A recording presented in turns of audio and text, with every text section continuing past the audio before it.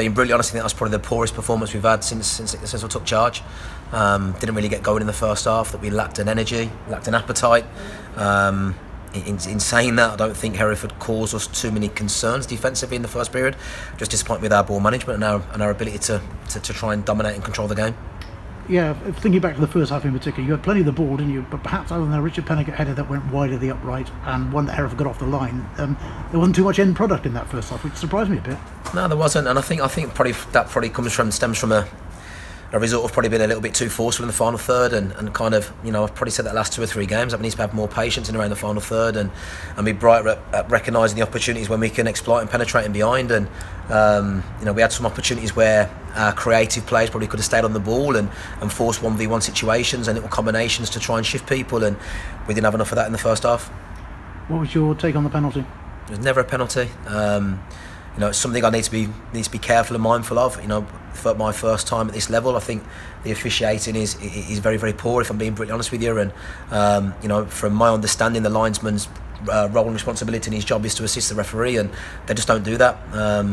They leave it to the man in the middle to make the decision. So I've watched it back, I've looked it back in slow motion. Obviously they don't have that luxury to do that, but the referee's verdict was that Jono had both feet off the ground and made contact with the player before the ball.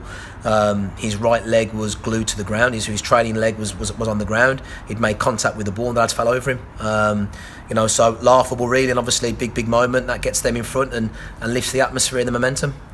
And then it's not going to be your day. I mean, Cliff Moyer didn't really have a lot you could do about it, but an own goal for the second one, but a good ball in from the left, to be fair, which was difficult to defend, I guess. Yeah, it was, but it's a nature, and obviously we're 1-0 down, and have a phrase that to go quickly or carefully. It was an opportunity to go quickly. We could break, and Will Mannion's distributed out his hands very, very quickly. Between Ethan and Hemo, he's got to be better. They've got a better work to pin and receive in front of somebody, and the detail of Ethan's pass. So we've gone from defending a Hereford chance and opportunity to try and go expansive, and we've got caught by gifting the ball and being in an expansive shape. And Cliff, in his thirst to try and get back in around things, he hasn't put the brakes on, and he's recovering towards goal when the ball's coming in and hit him, and he scored an OG.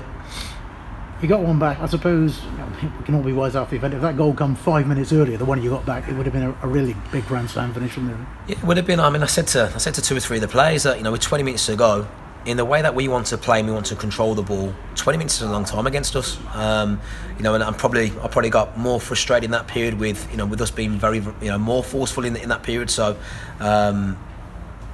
For me, if that would have come a little bit earlier, then yeah, who knows? But back to the same things. That I think we need to be more patient, and probe and make better decisions in around the final third.